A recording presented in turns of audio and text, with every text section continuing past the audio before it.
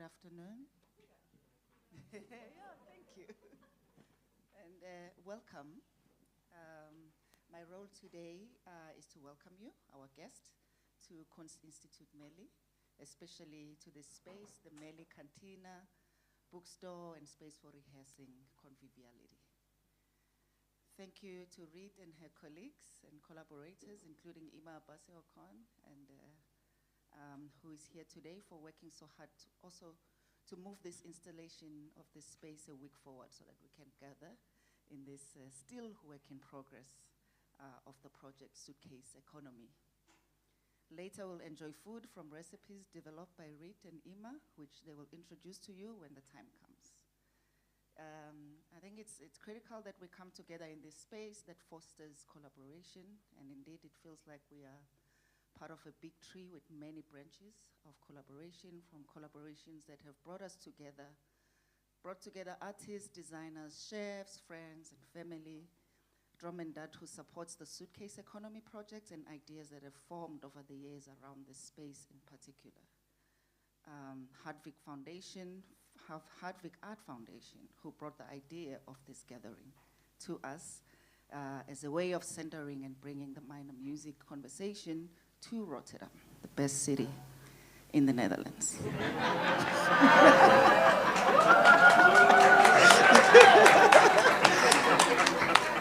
There was no light detected there. Tina Kempt, who together with Beatrix Roof planted the idea of this gathering so these conversations can move closer to the biggest port in Europe, a portal for many histories that have and continue to shape the world, including the historical connections between New York and Amsterdam dating 400 years ago, a portal that has also facilitated many ends of the world for many of us gathered in this room. So as we sit with troubling questions around how we will survive this end of the world, I'm happy that we can come together today to rehearse, to prepare, and to sharpen our grammars of inhabiting this world. Translation has a lot to do with this, and I'm happy today that the first panel will be centered around ideas of translation, especially translating from US American English to Dutch from the Netherlands. Translation was the first cause of my stuttering when I took up this position almost 2 years ago.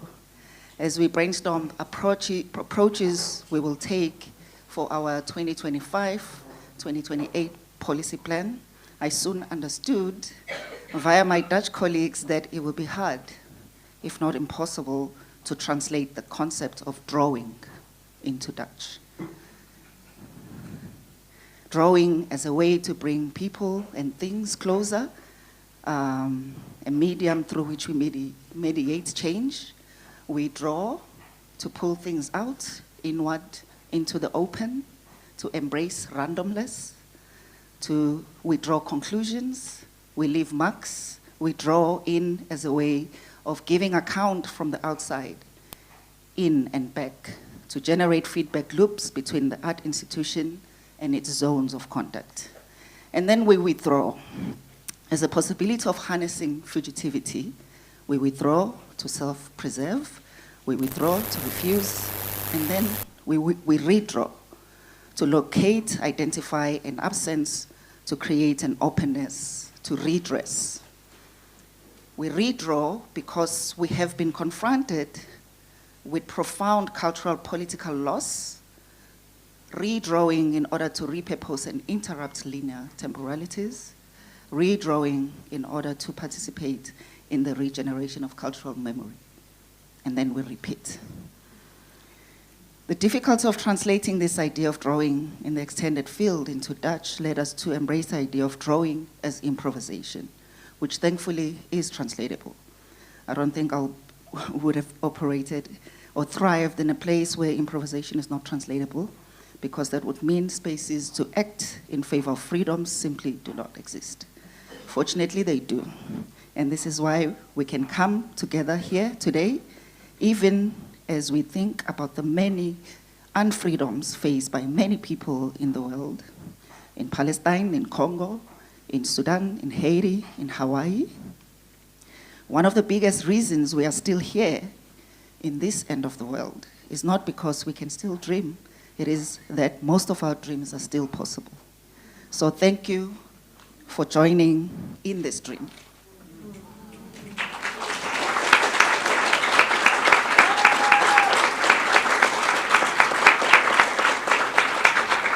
And thank you, Tina, for continuing to think with us, and for Sadia for inspiring and giving us the tools to face the nightmares, and Beatrix and Hartwig Art Foundation for the collaboration.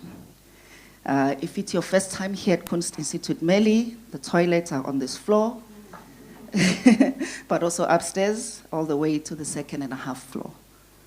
We are preparing our new exhibitions next week, Saturday the 11th, where we will officially open this space, Suitcase Economy.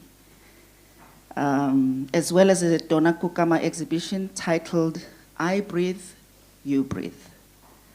We also welcome new friends through our friendship drive, and let us know if you'd like to be our friends. I think we've proven that we're cool enough. Now I'd like to hand over to Tina Kemp to give some background to today's event and also introduce the panels. Tina?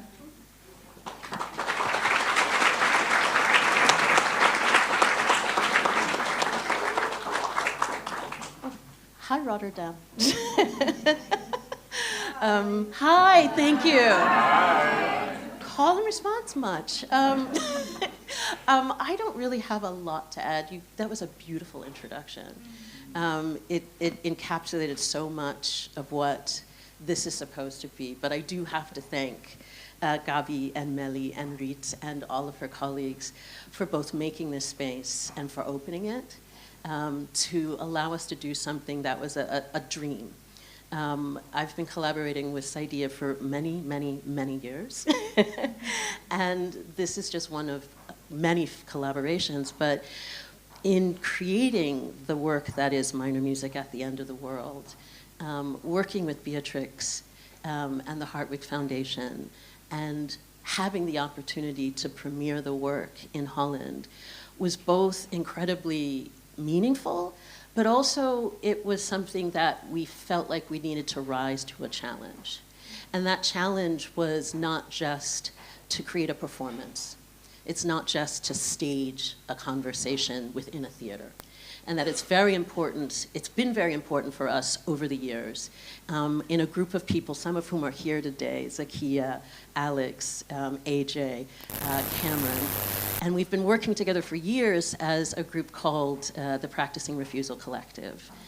And one of the things that we are trying to do over and over again is have conversations that challenge us to think beyond our particular diasporic geography. And that minor music is a challenge about how do we translate that to different diasporic geographies. What translates and what doesn't translate, and what can we learn from those challenges of translation. So the promise, the dream, the aspiration that we had was that we'd be able to find a space to have a conversation that's more than about minor music. That minor music is the beginning of a conversation that reaches outside of the theater, that reaches outside of Amsterdam, that reaches to what Charles always told me is the Black City in Holland. So we are so, so happy to actually find a welcoming space like this. And so that was the opportunity that we're trying to realize. And the way in which we want to organize this is literally as a conversation, a set of two.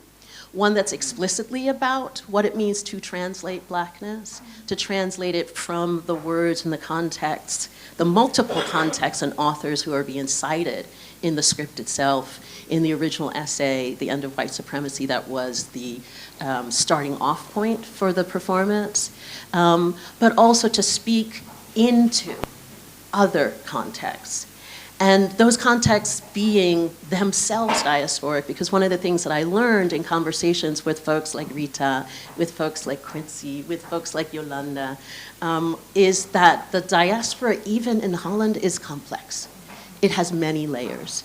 It is not just about national geographies. It's about what are the roots of migration, and are they migration? Are they refugee? What are the ways in which we find ourselves here? So that meant to go beyond the specific communities that we see in one place. And that meant to go beyond the fact that in many cases, Holland is one place to start off a journey on. That those journeys end in places like Vienna or in Berlin, right, or in the UK, and to make that into a larger European conversation.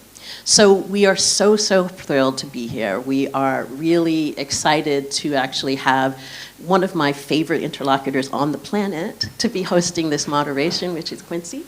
So I'm going to not delay any further and pass over to him, who will introduce our speakers and introduce you, or invite you into the conversation. So thank you so much for coming. It's a beautiful space. I love seeing all of your faces and looking forward to the conversation.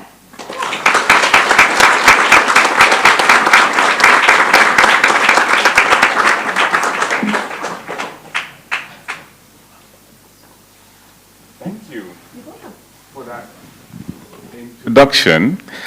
And I mean, it immediately makes me then also think of all the conversations we've had and the ways in which this conversation is also a conversation, right? So that means that later on there will be a mic. So before I introduce them, I have to say this, there will be a mic, but the mic will be to ask a question and not to have your own, say. Because that tends to happen in certain situations, right? And so to start off here on the panel with us, this first panel of today, we have Alex Gediwahili, theorist, writer, thinker, amazing books you can get, I hope, here at the bookshop. Get the books.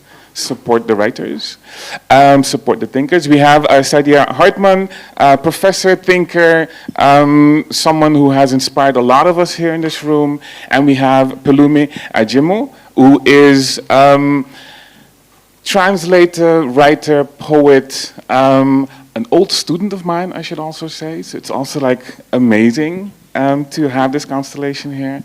And before we even get more in depth, I think we have to reflect a bit on what we saw last night. And for those who haven't seen it yet and who will see it later on, this can give you a little bit of a taste. So Alex, can I start with you? What did you experience last night? I experienced a lot of different things. I thought it was a really beautiful performance overall. Is my mic on? Yes, okay. And I thought that the parts flowed together really well. I particularly appreciated the sonic aspect of the performance. But one of the things that I was thinking about, because I knew we would be having this conversation today, was the question of translation, right? And one of the things that I want us to start with, perhaps, is I was thinking about, even though your words were not translated on stage, Saidia, there's already a work of translation happening simply by these words, being performed on stage, not just being written on the page, but also it being performed in Amsterdam and not in New York or in London, right? So I was thinking about what kind of translation happens simply by changing the kind of cultural, linguistic, political, geographic context of your words, right? Does that mean that things shift a little bit, right? And so that's one of the things I would like us to think about. I have more things to say about blackness and translation and untranslatability, but I think that for me would be a good starting point for the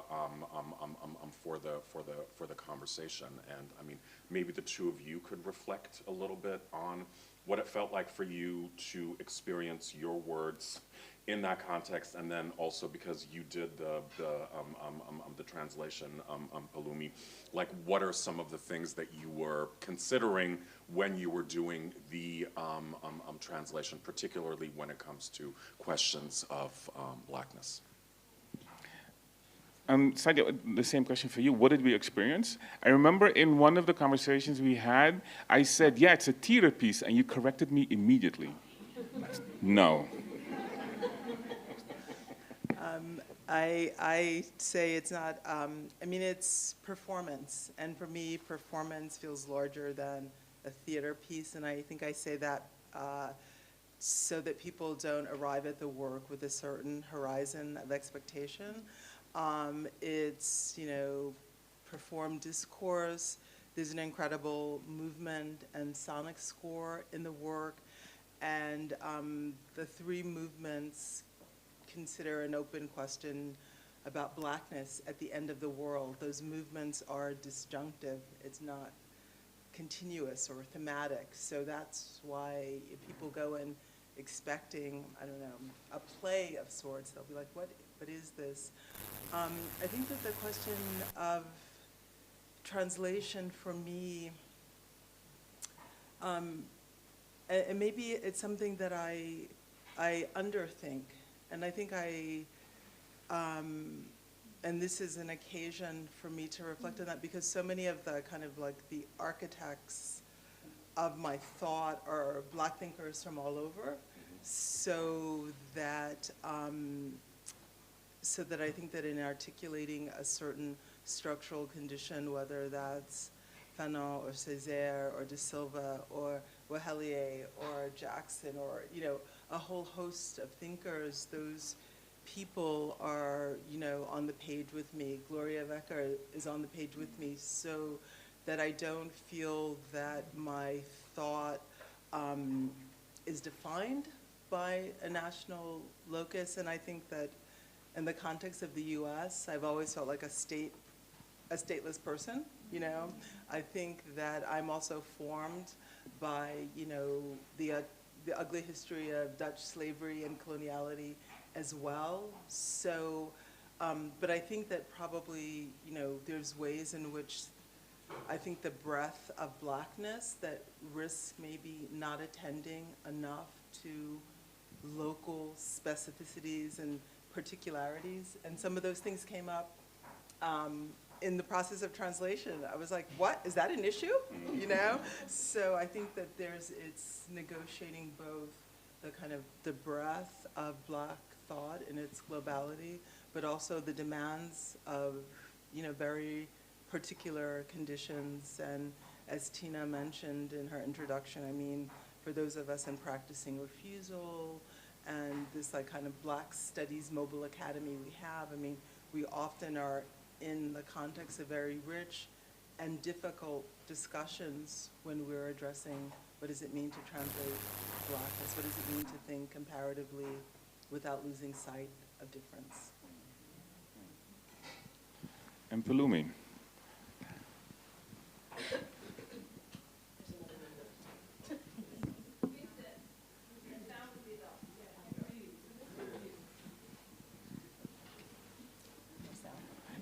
More volume, yeah, but it's going to be fixed.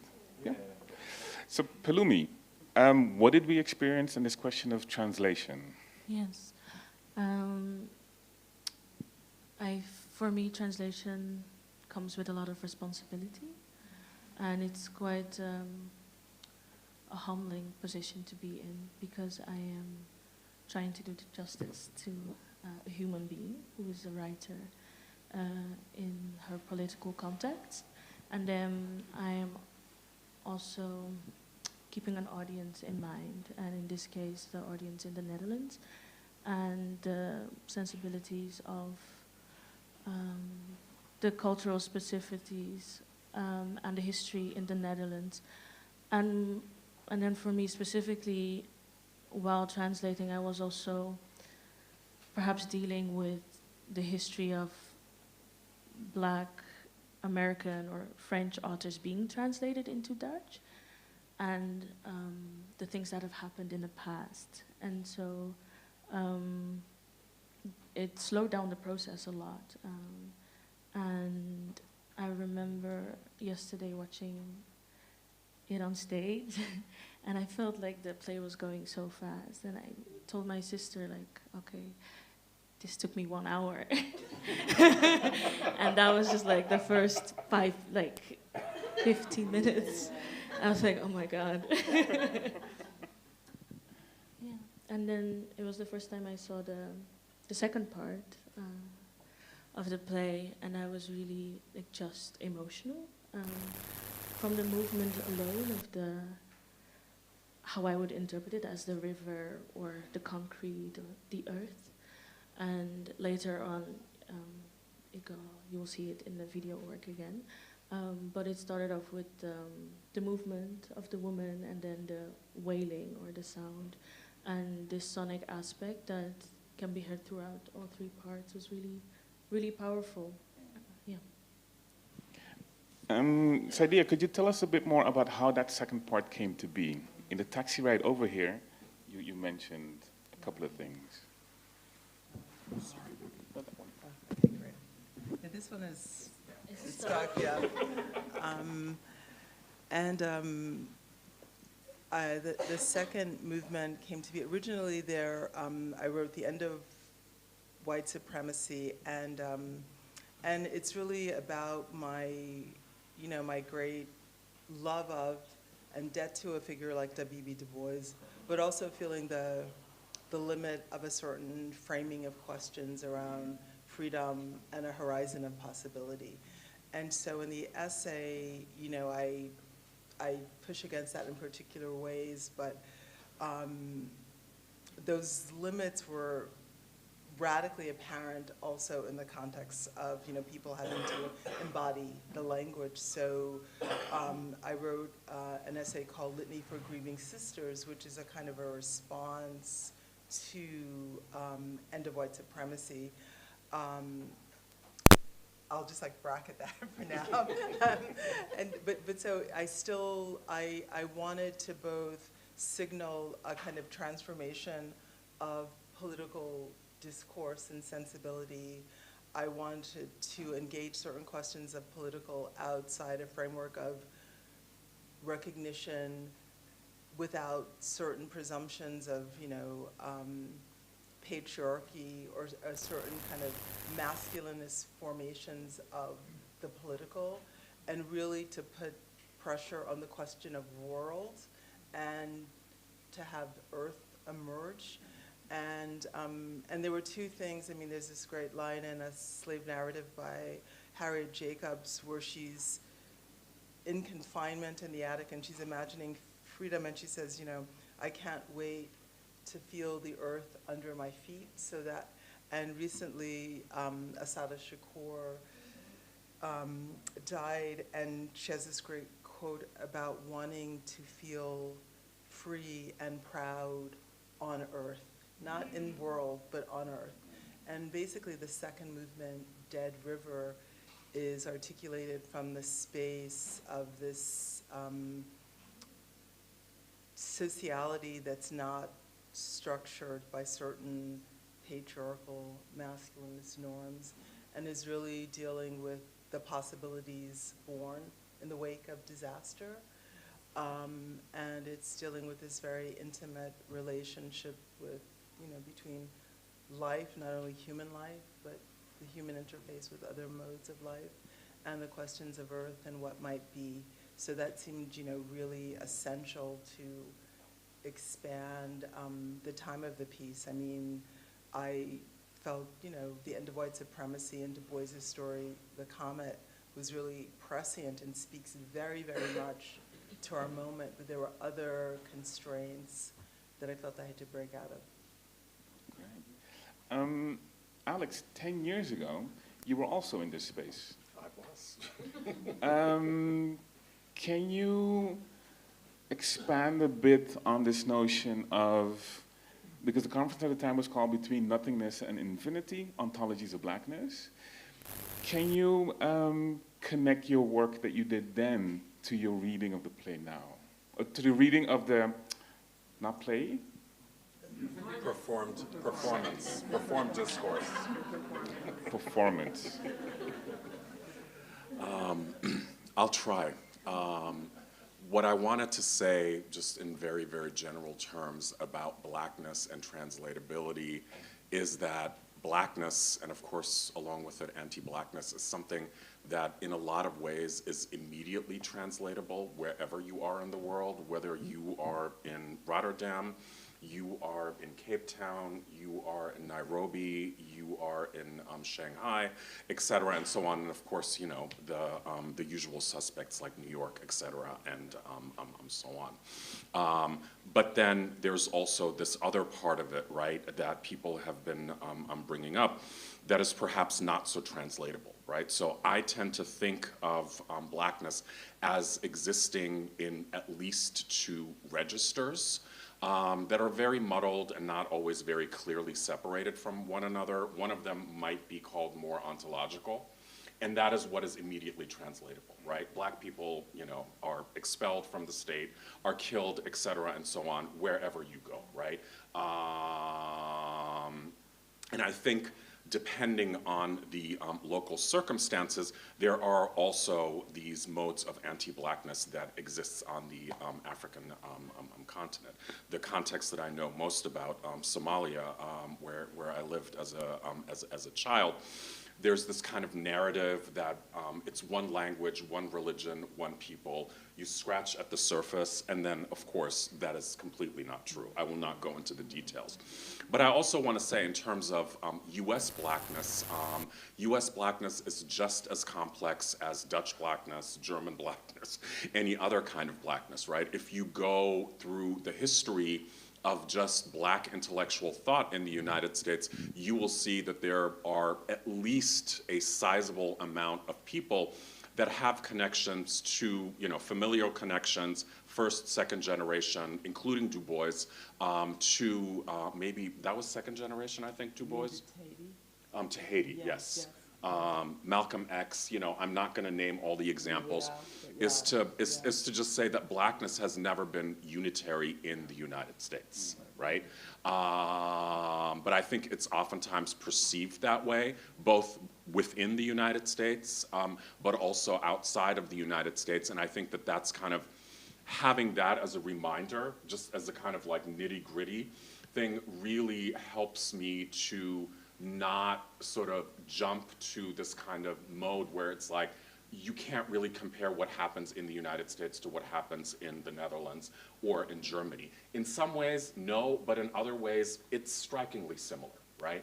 So I think having those things in mind, and then there's also, I think, the fact that that I think that a lot of black people around the world don't really want to face is that Black American culture is the model for black people existing in the margins of particularly Western nation states.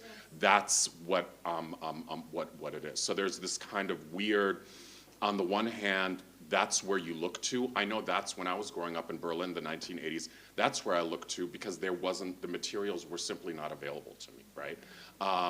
Within the German context, with a few exceptions. So I'm not sure I'm answering your question, but this is all, I'm gonna come back to the performance. And I think what the performance does, the ontological threw me off there a little bit. So I'm gonna come back to the ground. But I think, yeah, that I think that the performance really highlighted that for me.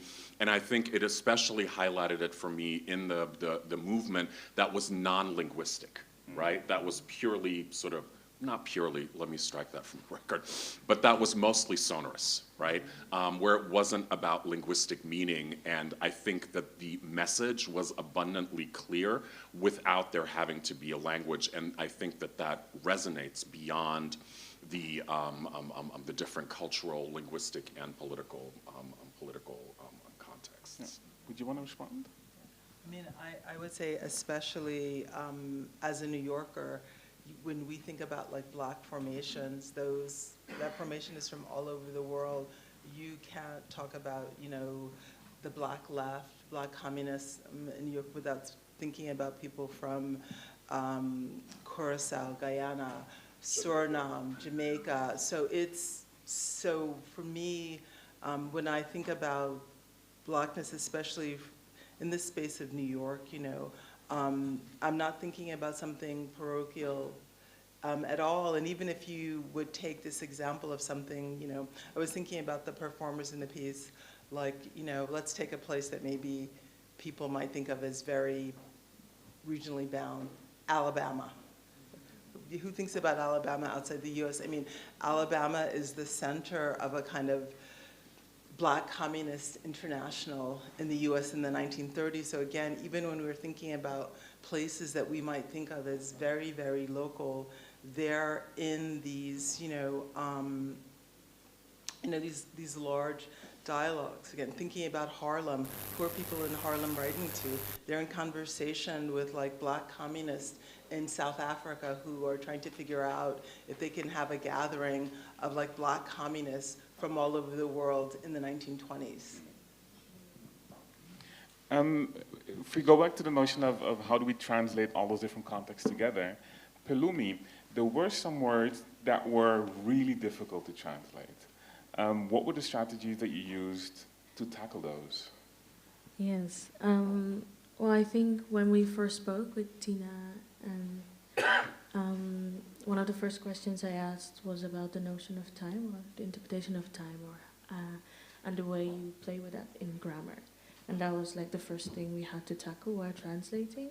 And I generally do not respect grammar, so that wasn't difficult for me. But the editors, or people reading it, I had to keep explaining to them like the reason we chose for this. Mm-hmm. So perhaps maybe that's something you would like to address. And then there were some like specific words that are heavy here, and where I'm also like sensitive to speak about it because I'm always trying to protect myself and others, and being in a position to make a decision around this was difficult, and so that really had to be in collaboration with like you, but also a lot of the people I spoke to while writing it, so sociologists, dramatists, other writers, to help me like formulate all the things I had to consider historically and to write it to you. And the third part, that was in the second movement. I think one of the last questions I asked you was like, is there a kind of spiritual tradition you pull from?